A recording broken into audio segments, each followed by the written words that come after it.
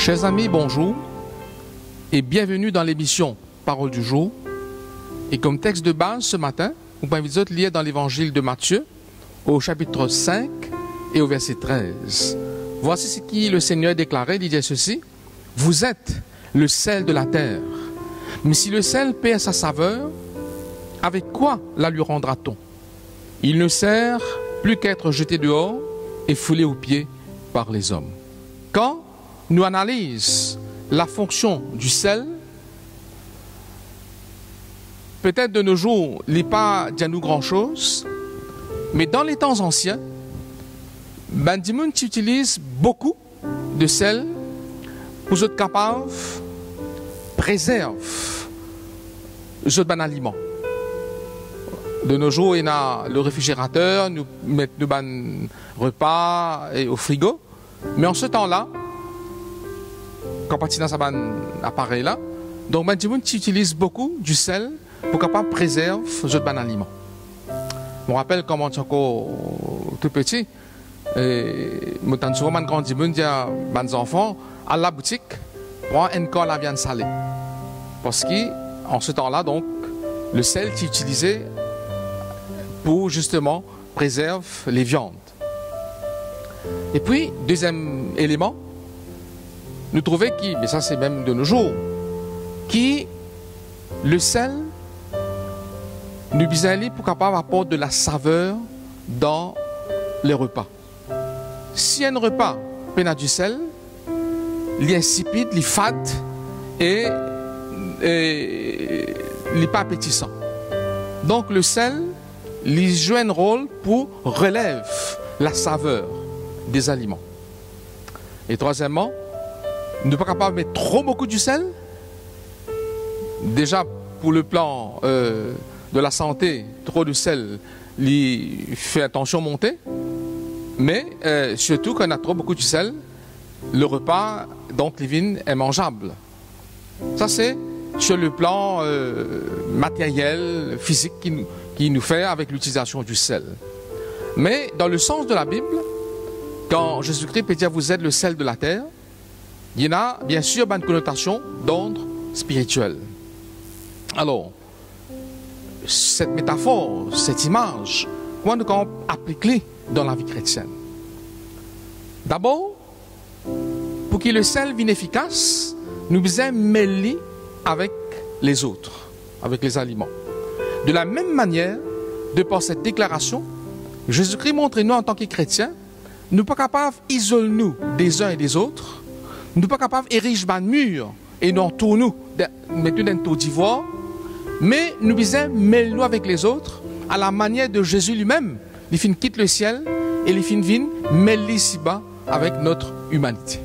Donc le chrétien, comme un chrétien dit, nul homme n'est une île.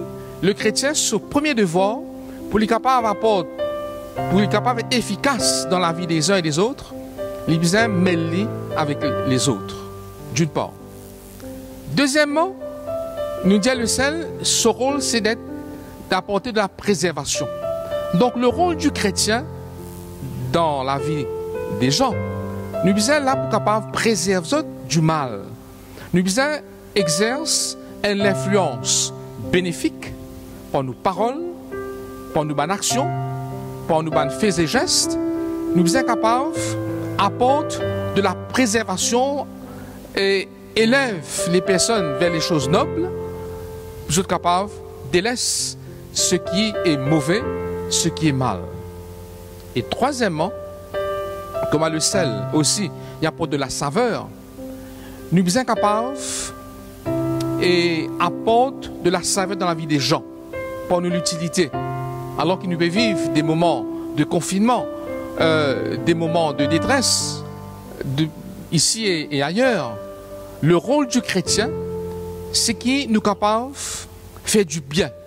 Nous capables de témoigner de l'amour de Dieu, l'amour du prochain. Que nous capables d'apporter nous l'aide. Que nous capables, par nos présences, par nos paroles, par nos bonnes actions, nous apporter de la saveur dans la vie des uns et des autres. Mais aussi, comme on dit au début, nous ne sommes pas capables, nous avons dose nos présences, nous nous ne sommes pas capables d'être envahissants. Parce que trop de sel rend l'aliment immangeable. Donc, pour nos présences, nous avons suffisamment de retenue, d'humilité, de réserve, tout en étant présent, mais avec une certaine dose pour qu'il finalement ne pas vienne envahissant.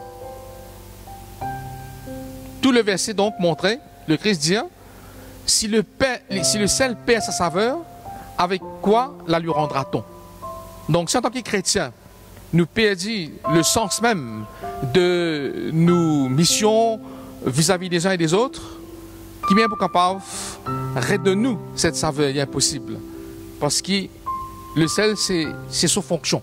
Et puis, personne d'autre qui est capable de changer sa nature.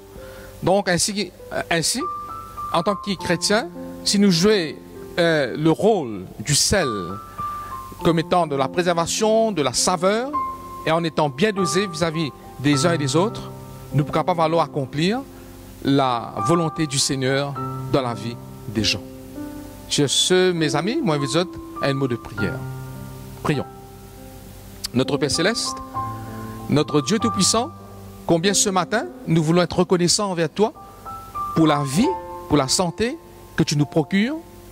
Nous te remercions de cette nouvelle journée que tu places dans notre vie. Et à l'instar de cette parole de l'Évangile, nous voulons être comme le sel et avoir une vie abondante, mais aussi être des chrétiens qui soient importants, des chrétiens qui jouent un rôle déterminant dans la vie de tous ceux qui nous entourent, à commencer par notre famille, par nos amis et toutes personnes qui sont placées sur notre chemin. Que nous puissions être de ceux-là qui préservent ceux que nous rencontrons du mal, exerçant une influence bénéfique à leur rencontre. Que nous puissions être comme le sel en aidant nos semblables à apporter de la saveur dans la vie de tous ceux qui nous entourent, et que nous puissions aussi avoir de la sagesse pour savoir doser notre présence afin que nous ne devenions pas envahissants, mais qu'au contraire, savoir nous mêler convenablement, correctement, pour faire du bien autour de nous. Seigneur, merci de ce rôle que tu nous invites à exercer, à jouer dans notre existence, et aide-nous à être reconnaissants vers toi pour cette responsabilité vis-à-vis des autres, et que nous puissions l'appliquer jour après jour, car nous t'en prions, nous t'en remercions pour ces grâces, au nom et dans les mérites de Jésus.